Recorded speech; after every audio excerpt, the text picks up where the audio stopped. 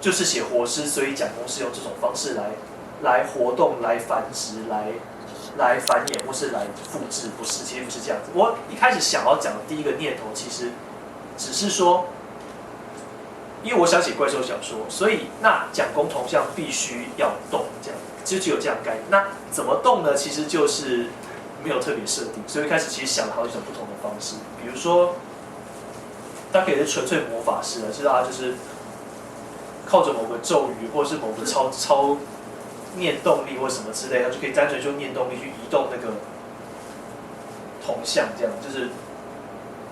其实我们发现像什么游戏啊，其实那种会动的铜像或者会动的那种骑士盔甲，其实还蛮常见的、所以就是像这是一个典型的用法，就是魔法师，就姑且把它称作魔法师好。但是魔法师的问题在于说，如果他是魔法师的话，他就是会得要有一个源头了。那变成说这故事就有点不太符合我当初想的这种感觉。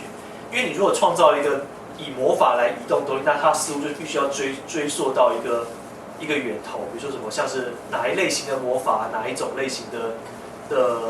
教派，或者是什么样子的魔法，就是说所以就放弃这个想法。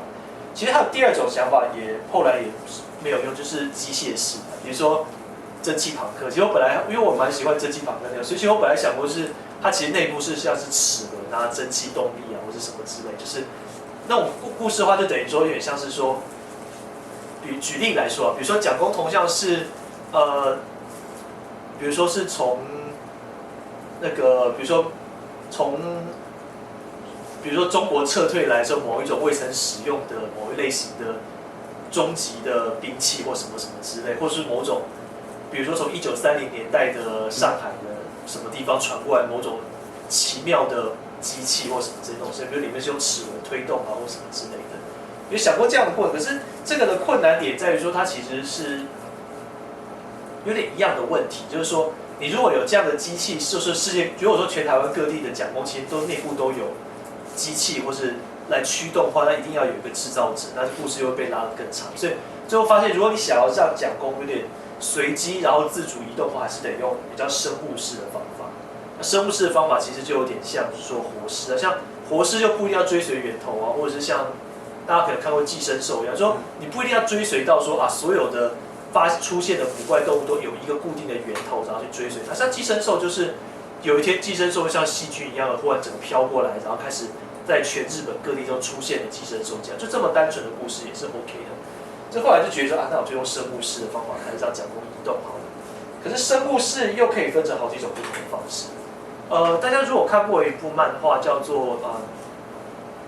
迷宫饭的话，它其实有一个点就跟我自己我写的东西正好。就是不谋而合，就说迷宫饭到后来那个我看到漫画，他就有提到说，因为它里面有一种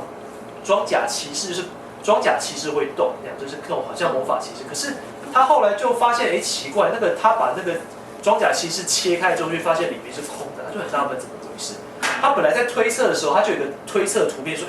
如果那个骑士里面有生物的话，其实可以有好几种不同的方式。以前有些我没想过，就这个看的时候发现，人家。漫画家果然还是比较会想，像举例来说，铁甲骑士里面不一定是装满的，像我们很自然会想说啊，蒋公铜像里面是全部从头到脚都被肉质填满，然后这样子